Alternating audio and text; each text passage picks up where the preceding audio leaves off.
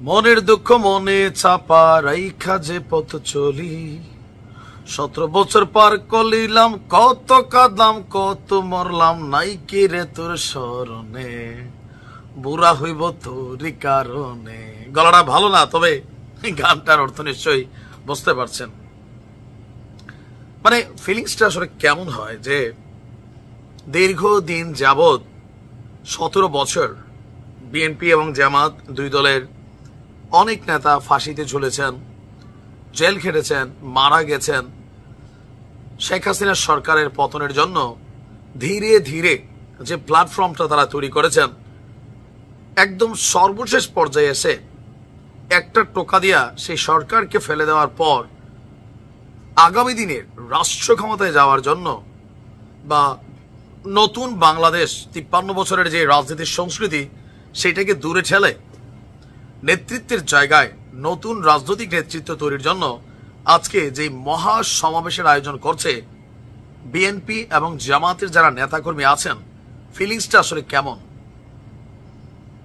আমরা অনলাইনে দেখতে পাচ্ছি। গেল 6 মাস আগেও বা এই সরকার গঠনের পরপরও সমন্বয়কদের জন্য বিএনপি এবং জামাতে যে সকল নেতাকর্মীদের প্রচন্ড ভালোবাসা ছিল, বাট যখনই তারা রাজনৈতিক দলের ঘোষণা দিল ভালোবাসায় টান পড়েছে। তবে টান পড়ুক আর না পড়ুক, সবার দৃষ্টি এখন ক্ষমতা।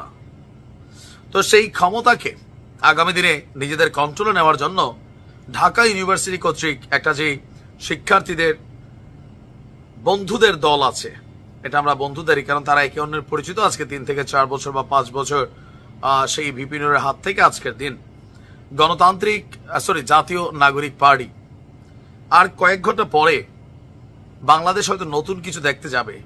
আর আজকে জানান দেওয়া হচ্ছে ওরা বাংলাদেশ কাঁপাই দেওয়ার জন্য যে এই জাতীয় নাগরিক পার্টি আগামী দিনে কতটুকু ক্ষমতার কাছাকাছি যেতে পারবে। কথা বলছি এই মুহূর্তে, আমি যখন কথা বলছি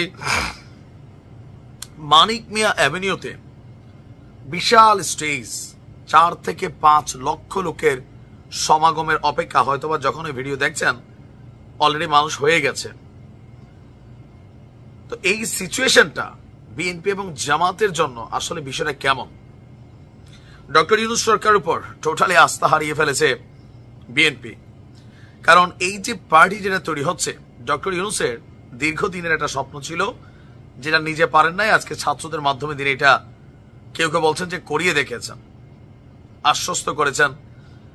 একদম সরকারি থেকে অনেক ধরনের সহযোগিতা তাদেরকে দেওয়া হয়েছে এবং কি ভবিষ্যতেও আগামী দিনে নির্বাচন হলে যে নিরপেক্ষ বা লেভেল প্লেয়িং ফিল্ড অন্যান্য রাজনৈতিক দলগুলোর সাথে ছাত্রদের এই দলটার পার্থক্য থাকবে, কারণ সরকারে তাদেরই উপদেষ্টা হচ্ছে যিনি এই দলটার পেছনে সবচেয়ে বড় ভূমিকা রেখেছেন, ডক্টর মোহাম্মদ ইউনূস।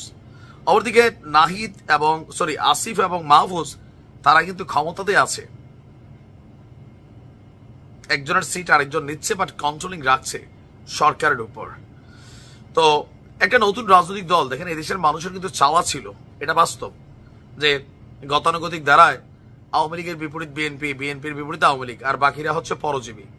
কারণ এককভাবে জামাত জীবনে পাশ করতে পারবে না, জাতীয় পার্টিও পারবে না।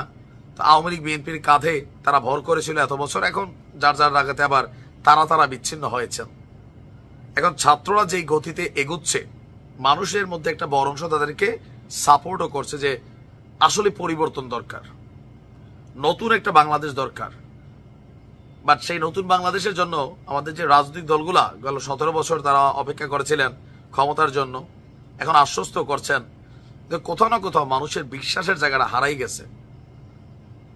জামাতের ব্যাপারে মানুষের বক্তব্য ধর্ম ব্যবসায়ীর দল, বিএনপির ব্যাপারে মানে ওই যে মুদ্রার এই পিঠ, 1 সাপের 2 বিষ, ধানের শীষা নৌকা, এরকম বক্তব্য কিন্তু আছে।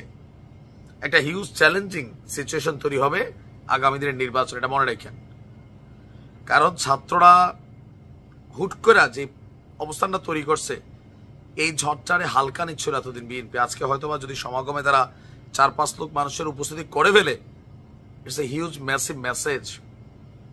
আর দিন শেষে আমি আবার আশ্চর্য হব না ছাত্রদের রাজনৈতিক দল যদি শক্তিশালী হয়ে যায়, যে বিএনপি এবং জামাত আবারও আওয়ামী লীগকে হারানোর জন্য এত বছর একজোট ছিল, এবার হয়তো ছাত্রদের বিপরীতে তারা একজোট হইলেও হইতে পারে, পরিস্থিতি কিন্তু এমন তৈরি হইতেও পারে আলাদা আলাদা হাঁটলে, অথবা ছাত্রদের সাথে জামাত জোট বাঁধতে পারে। দেখ, বেস্ট অফ লাক। আমরা চাই নতুন দল, নতুন রাজনৈতিক দল আসুক, মানুষের জন্য কাজ করুক, দেশের জন্য কাজ করুক, দুর্নীতি ধান্দাবাজি দেশ থেকে চিরতরে বিদায় হোক। ভালো থেকো।